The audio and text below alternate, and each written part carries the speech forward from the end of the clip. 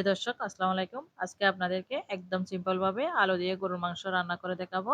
আমরা সবাই কিন্তু কম বেশি মাংস রান্না করতে পারি। তবে কিভাবে রান্না করলে খেতে দারুণ হবে অনেকেই সেই প্রসেসটাই জানি না। সেই প্রসেসটা দেখার জন্য চলুন কথা না বাড়িয়ে মূল রেসিপিতেই চলে যাই। মাংস রান্না করার জন্য আমি চুলায় একটা কড়াইতে হাফ কাপ তেল দিয়ে দিয়েছি। তেল গরম হয়ে আসলে দিয়ে দিচ্ছি কিছু গরম মসলা, তেজপাতা, লবঙ্গ, এলাচ, দারুচিনি। এগুলো ১ মিনিটের মতো ভেজে নিচ্ছি। তারপর এড করে দিচ্ছি ২ টেবিল চামচ আদা রসুন বাটা, হাফ কাপ পেঁয়াজ বাটা। এখন এগুলো নেড়েচেড়ে ব্রাউন কালার হয়ে আসা পর্যন্ত ভেজে নিব।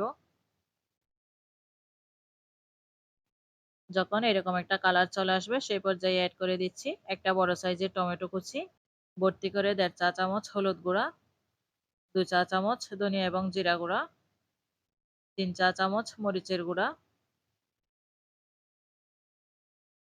১ চা চামচ গরম মসলা গুঁড়া, স্বাদ মতো লবণ, হাফ চা চামচ জয়িত্রী এবং জয়ফল গুঁড়া। এখন নেড়েচেড়ে মশলাগুলো কষিয়ে নিচ্ছি। মশলাগুলো যাতে পুড়ে না যায় সেই জন্য দিয়ে দিচ্ছি অল্প করে পানি। মশলাগুলো ২-৩ মিনিট কষানোর পর দিয়ে দিচ্ছি 1/3 কাপ টক দই। টক দই দেওয়ার পর আবার একটু নেড়েচেড়ে মশলাগুলো কষিয়ে নিচ্ছি।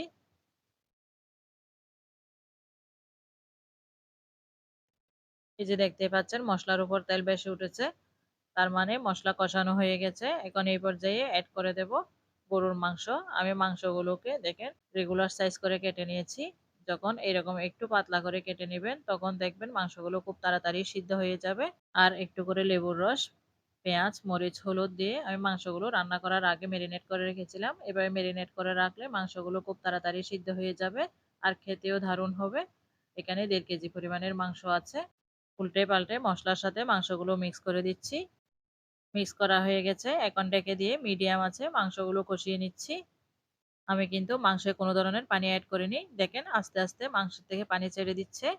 এই পানিটা দিয়ে আমি প্রথমে মাংসটা কষিয়ে নিচ্ছি আর মাঝে মধ্যে নেড়ে ছেড়ে দিব যাতে নিচ থেকে লেগে না যায়। এই যে দেখেন ১০ মিনিট মতো কষানোর পর পানিটা প্রায় শুকিয়ে গেছে। এই পর্যায়ে আমি আবার এখানে এড করে দিচ্ছি ১ কাপের মতো গরম পানি। এখানে কিন্তু গরম পানিটাই এড করবেন। ঠান্ডা পানি এড করলে দেখবেন মাংস সিদ্ধ হতে সময় লাগবে। এখন একটু নেড়ে ছেড়ে দিয়ে আবার ঢেকে দিয়ে মাংসটা সিদ্ধ করে নেব মিডিয়াম আছে। ফিরে এসেছি সিদ্ধ হওয়ার পর। এই পর্যায়ে মাংসগুলো প্রায় সিদ্ধ হয়ে গেছে। এখন দিয়ে দিচ্ছি সিদ্ধ আলু। আলুগুলোকে সিদ্ধ করার পর চামড়া ছিলে তারপর কেটে নিয়েছি। আমি এখানে ছোট আলু ব্যবহার করেছি। ছোট আলু দিয়ে গরুর মাংস রান্না করলে খেতে কিন্তু দারুণ হয়। তারপর ঢেকে দিয়ে আবার ১০ মিনিটের মতো কষিয়ে নিচ্ছি যাতে আলুর কাঁচা গন্ধটা চলে যায়। আমার বাচ্চাদের কিন্তু আলু ভীষণ পছন্দের। আপনারা যদি ঝোলটা এরকমই চান তাহলে এই পর্যায়ে নামিয়ে নিতে পারেন। তবে আমি এখানে আরেকটু ঝোল এড করব। অবশ্যই গরম পানি এড করবেন। এই পর্যায়ে আমি আবার কিছু মসলা এড করব। এড করে দিচ্ছি হাফ চা চামচ গরম মসলা গুঁড়া, হাফ চা চামচ ভাজা জিরার গুঁড়া, হাফ চা চামচ কালো গোলমরিচের গুঁড়া, ৫ থেকে ৬টা কাঁচামরিচ। এগুলো এড করার ফলে কিন্তু টেস্ট এবং ফ্লেভার দুটোই অনেক বেড়ে যাবে। এখন ঢেকে দিচ্ছি আর জাস্ট বলক আসা পর্যন্ত অপেক্ষা করছি। এই যে দেখেন এই পর্যায়ে আমার রান্না করা হয়ে গেছে। সবশেষে দিয়ে দিচ্ছি ধনিয়া পাতা কুচি।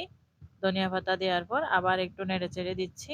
এই যে দেখেন মাংসটা কতটা লোভনীয় হয়েছে আর টেস্টটা কিন্তু জাস্ট ওয়াও। এই রেসিপিটা যদি আপনাদের ভালো লেগে থাকে তাহলে লাইক, কমেন্ট, শেয়ার করতে ভুলবেন না। আমি আপনাদেরকে মাংসগুলো কতটা সিদ্ধ হয়েছে তা একটু দেখাচ্ছি। দেখেন খুব সহজেই ভেঙে যাচ্ছে, তবে আমি গরমের কারণে তেমনভাবে ধরতে পারছি না।